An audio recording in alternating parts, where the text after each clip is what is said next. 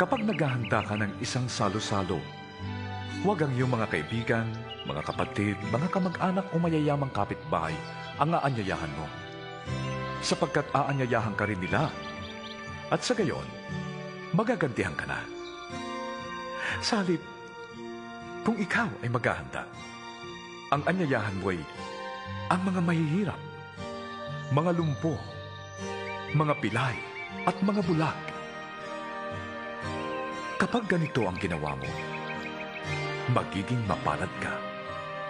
Sapagkat hindi man sila makaganti sa iyo, ang Diyos ang gaganti sa iyo sa muling pagkabuhay ng mga banal.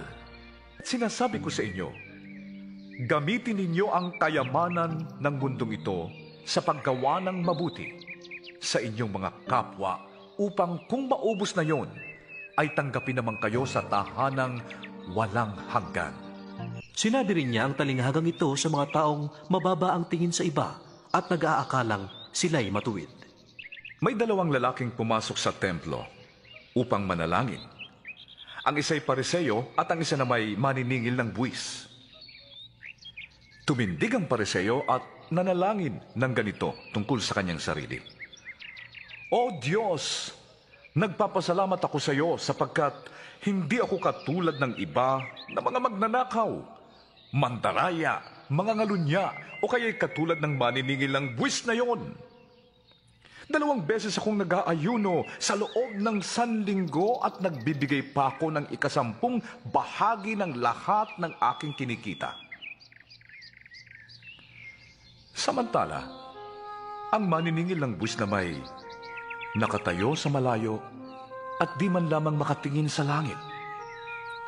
Dinadagukan niya ang kanyang dibdib at sinasabi, O Diyos, mahabag po kayo sa akin na isang makasalanan. Sinasabi ko sa inyo, ang lalaking ito'y umuwing pinatawad sa kanyang mga kasalanan. Ngunit ang una ay hindi. Sapagkat ang sino mang nagpapakataas ay ibababa, at ang nagpapakababa ay itataas. Hayaan ninyong lumapit sa akin ang mga bata. Huwag niyo silang pagbawalan, sapagkat sa mga katulad nila naghahari ang Diyos. Ito ang tandaan ninyo, ang hindi magpasakop sa paghahari ng Diyos, gaya ng isang bata, ay hindi paghaharian ng Diyos kailanman. Sinasabi ko sa inyong mga nakikinig sa akin, mahalin ninyo ang inyong mga kaaway, at gawa ng mabuti ang mga napopuot sa inyo. Pagpalain ninyo ang sumusumpa sa inyo, at ipanalangin ang mga nang-aapi sa inyo.